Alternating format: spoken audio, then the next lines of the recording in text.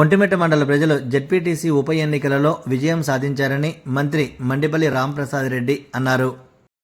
ఒంటిమిట్ట శ్రీ కోదండరామునికి ప్రత్యేక పూజలను నిర్వహించారు. ఆలయం వద్ద సంబరాలను జరుపుకున్నారు.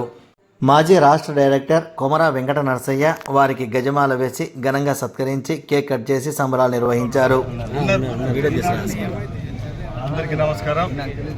ఈరోజు ఈ గెలుపు మా పార్టీది.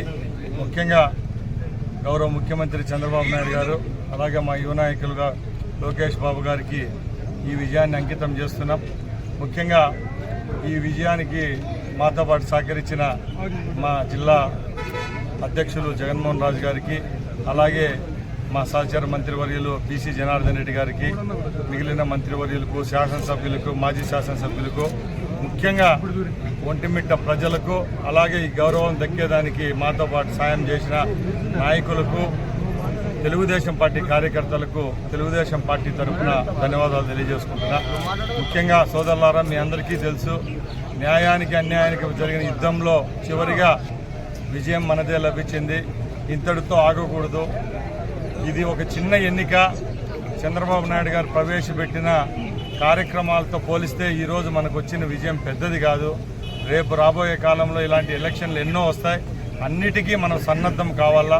ముఖ్యంగా ముందు మనం అనుకున్నట్టు ఒంటిమిట్ట గెలుపు రేపు రాబోయే కాలంలో కూడా ఒంటిమిట్ట అభివృద్ధికి దోహదపడే విధంగా ఇక్కడున్న నాయకులు మేమందరం చర్యలు తీసుకుంటాం. ముఖ్యంగా నేను తెలుగుదేశం పార్టీ కార్యకర్తలకు, నాయకులకు చేతులు జోడించి ఒకటి అడుగుతున్నా.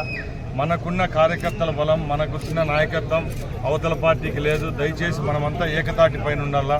మనకి ఏదన్నా సొంతంగా పర్సనల్ అజెండాలుంటే మనం తేల్చుకోవాలా. ఎప్పుడూ రాజకీయంగా ఉండేటప్పుడు తప్పకుండా ఏకతాటిపైకి వచ్చే విధంగా రేపు రాబోయే కాలంలో ముందుకెళ్లాలా.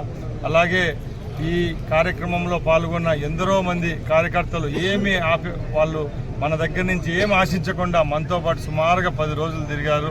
అలాగే వాళ్ళు నాయకుల కంటే కార్యకర్తలు ఎక్కువ కష్టపడ్డారు. ముఖ్యంగా ఒంటిమిట్ట ప్రజలకు నా తరపున ఒకటే తెలియజేసుకుంటున్నా.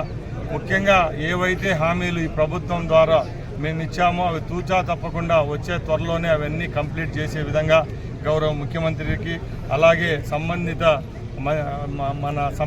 అధికారులతో కూడా మాట్లాడతాం. ముఖ్యంగా ఒంటిమిట్ట చెరువుకు నీళ్ల విషయం అయితేనేం, సోమశీల ముంపు వాసులు అయితే ఎవరైతే ఉన్నారో వాళ్ళకైతేనేం, అలాగే ఇక్కడ చాలా రెవెన్యూ సమస్యలు ఉన్నాయి.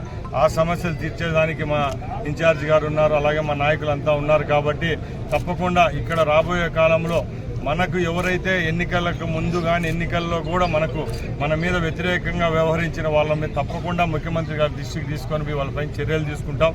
మీరంతా ఈరోజు ఏ విధంగా ధైర్యంగా ఈ ఎలక్షన్లలో ఏ విధంగా గుండె నిబ్బరంతో పనిచేశారు, రేపు రాబోయే కాలంలో కూడా అలాగే పనిచేయండి. వచ్చే కాలం మంచి కాలం.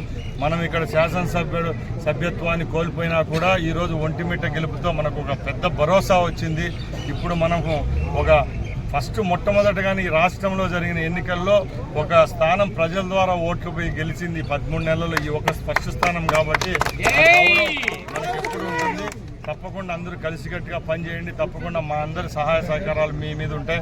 అలాగే యువకుడు, ఉత్సాహవంతుడు ఆయన మన ముద్దుకృష్ణారెడ్డిని కూడా మీరు ఆదరించండి. రేపు రాబోయే కాలంలో కూడా ఆయనను మీరు అడగచ్చు. ఏమైనా పనులు ఉన్నా కూడా ఇంకోటి పోలీస్ స్టేషన్లు అయినా, ఎంఆర్ఓ ఆఫీస్ అయినా ఏదైనా ఆయన కలుపుకొని పోతాడు. మీరందరూ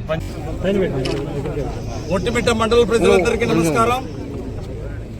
ఈరోజు ఒంటిమిట్ట జెడ్పీటీసీ ఉప ఎన్నికల్లో తెలుగుదేశం పార్టీ విజయం అది కేవలం రాంప్రసాద్ రెడ్డి గారి విజయమే అని చెప్పి నేను ఒంటిమిట్ట మండల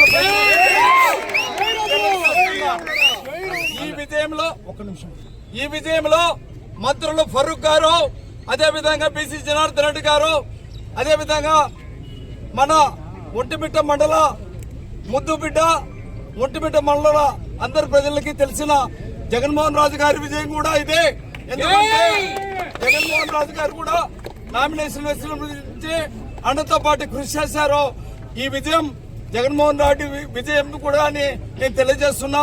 ఈ రోజు సమిష్టి కృషితో ఈ రోజు మండిపల్లి రాంప్రసాద్ రెడ్డి గారు తీసుకున్న చొరవతో ఈ మండలంలో నాయకులందరూ ఏకతాటిగా ఒక్క తాటిపైన గెలిచి తెలుగుదేశం పార్టీ